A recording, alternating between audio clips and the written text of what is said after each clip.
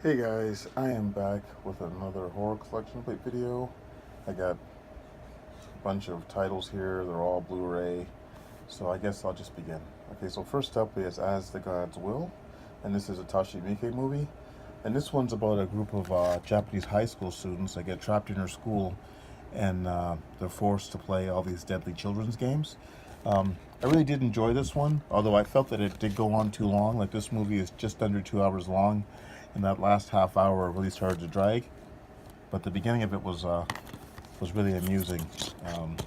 There's the discard here for the Blu-ray and DVD, and behind that we have the image of a bunch of dead high school students.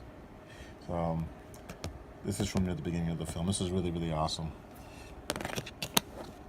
Well, at least the first hour. Like this one's worth maybe like streaming or checking out as a rental. All right. Next up, we have Extra, and I'm really excited to finally have this movie in my collection. To be honest, I'd have been happy to have even the old out of print DVD of this that came with Extra 2.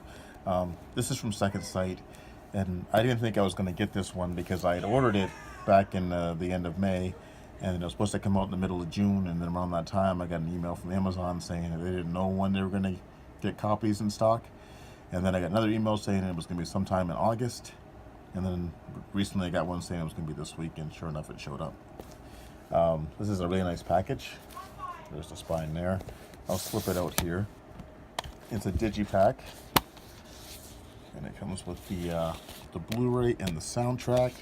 And there's also a booklet here, which is pretty awesome. This was the original artwork. I remember seeing this artwork on video. In fact, this is one of the first movies I ever rented when I got a membership back in the VHS days. So, see if I can flip through this a little bit. I'm looking forward to going through this book in more detail later on.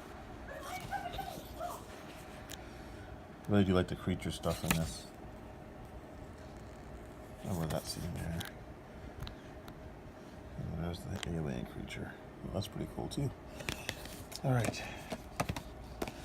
Next up, we have the Scream Factory release of Ninja 3: The Domination. Really happy to have this in my collection as well. This is my favorite of the three Canon-produced Ninja films, and that was Enter the Ninja. That one starred Franco Nero, Revenge of the Ninja, and then this one here.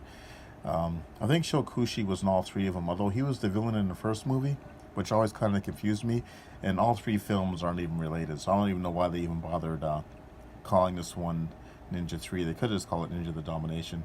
This one stars Linda Dickey, and she was famous for being in those the Break-In movies.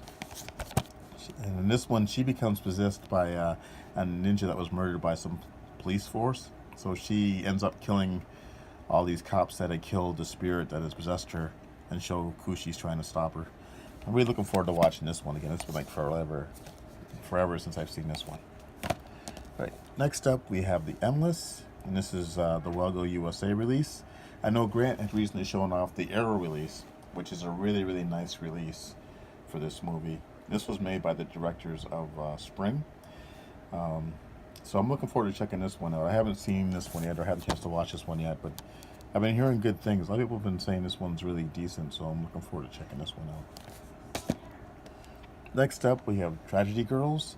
I think this is one of those movies that was done in the same vein as Heathers or Jawbreaker or something like that. So I'm looking forward to checking this one out as well. The only thing is, when I ordered it off the Amazon in the US, and when it finally showed up, I didn't realize it, but it's actually a burn disc. See, it's got the information there. I'm really disappointed in that. I was hoping it was actually going to be a press disc. I know Robert Harding always talks about press discs in his updates, and sure enough, you know, this is the second time I got burned like that, where I ordered something and not realizing it wasn't a bona fide Blu-ray. What do they call it, BDR or something like that? I don't know. Right, next up we got Hollywood Chainsaw Hookers. This one isn't quite an upgrade. This is like another pickup for me. Grant had picked up a copy of this for me last year for the 88 Films release. And I wasn't going to get this one from Retro Media, but then earlier this year it went out of print. and then the prices shot up, and then it kind of made me want it. So when it went back into the print, back in stock, I decided to grab a copy. I still don't have an all-region player, so I got to get one so I can watch the special features on the 88 Films edition.